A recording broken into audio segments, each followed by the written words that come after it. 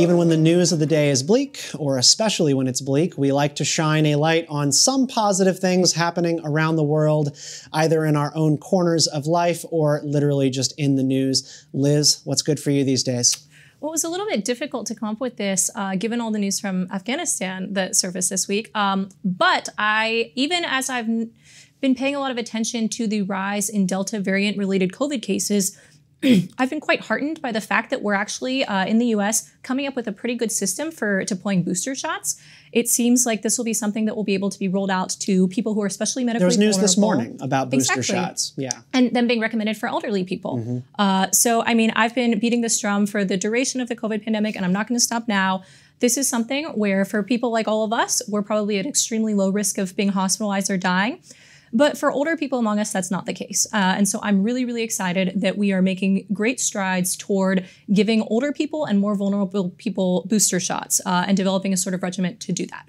So I think props to Big Pharma in this specific case. Like, I'm a huge fan of the fact that we have access to vaccines on a much faster timeline than we ever thought possible. I want my third jab, my third Moderna. I just want another sticker. I love stickers.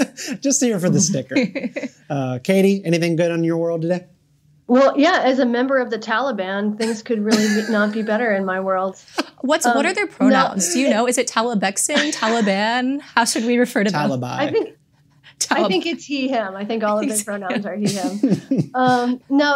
There's some good news in my corner of the world. I live up here in Seattle near the Canadian border, which is finally open. It just reopened again for the first time in a year. So I can go up to Vancouver and get some good Asian food. And people who live near the border and have been really struggling with getting to work or seeing their families can finally reunite. So we'll see how long the border stays open. But for now, this is good news. When cancel culture finally comes for your citizenship status here in the United States, there's always Canada.